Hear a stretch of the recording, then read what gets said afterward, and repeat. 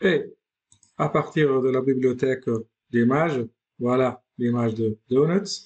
Et on va l'insérer dedans dans cette colonne de donc. Je vais vérifier toujours avec l'arborescence, toujours c'est mieux, à l'intérieur de la colonne 2. Voilà.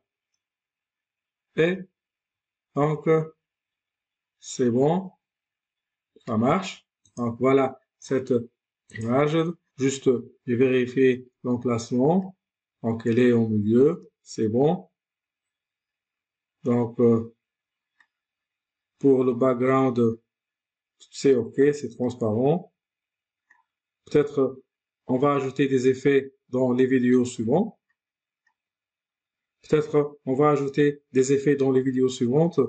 Mais maintenant, on va se contenter de ce travail. Un aperçu maintenant au fichier Word.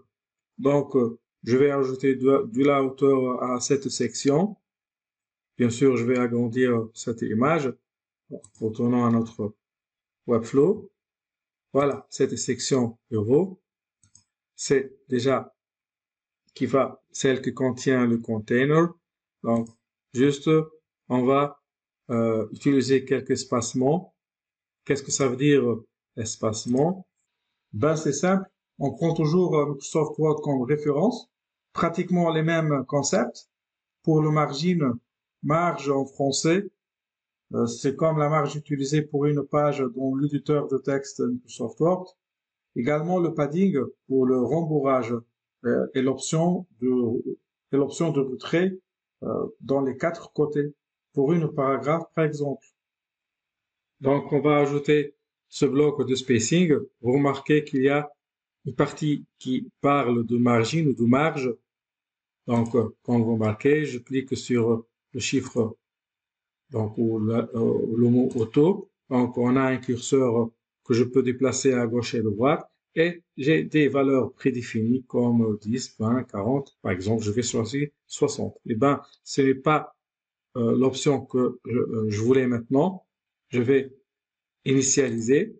Eh ben, mais cette fois-ci, je vais utiliser cette option qui s'appelle padding. Ça veut dire de rembourrage. Donc, je clique sur 0. Je vais déplacer ce curseur. Quand vous remarquez, lorsque je déplace ce curseur, la hauteur de cette section euro, elle augmente comme on veut. Elle augmente. Donc, juste pour ne pas utiliser des valeurs quelconques, donc je vais utiliser des valeurs prédéfinies. Donc, je vais rembourrer cette partie en haut de 140 et je vais faire de même en bas. Voilà, 140. Quand vous marquez cette partie, elle prend de hauteur. Voilà. Maintenant, je vais agrandir cette image. Et voilà. Et donc, peut-être, je vais éliminer cette ligne. Voilà. On va se contenter de 2 lignes. C'est bon.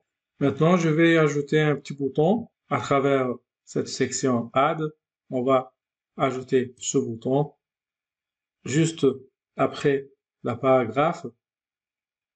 Voilà, c'est ça la paragraphe. Et je l'ajoute juste après la paragraphe et à l'intérieur de la colonne 1. Voilà. Donc, un bouton, on va donner une étiquette, par exemple, Explorer ou Explore en English. Donc, ce bouton, je vais aligner, voilà, à gauche. Donc, j'ai sélectionné la colonne ou la première colonne et tout le contenu de cette colonne, il est aligné à gauche. Et de cette façon, j'ai aligné le bouton. Reste maintenant que je vais donner du couleur à ce bouton et de la rondeur. Juste, je vais changer de couleur en orangé.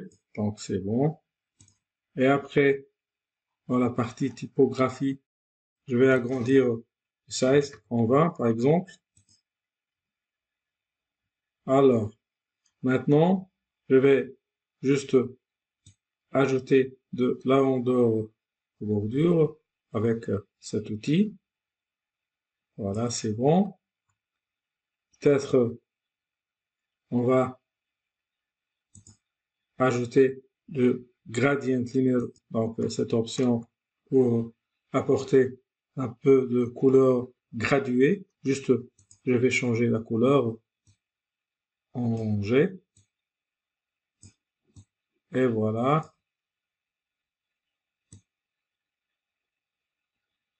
Et voilà. Donc, peut-être, je vais choisir l'oranger. Donc, c'est bon. Donc, comme celle-là. Je vais peut-être le modifier après, donc les vidéos prochaines. Je vais jeter un coup d'œil sur la template que j'utilise. Je vais changer la couleur un peu. Retournons à notre Webflow et je vais choisir une autre couleur. Une autre couleur. Voilà, nous avons terminé la section héros. Bien sûr, il y a plein de rectifications et d'améliorations dans les prochaines vidéos, bien sûr.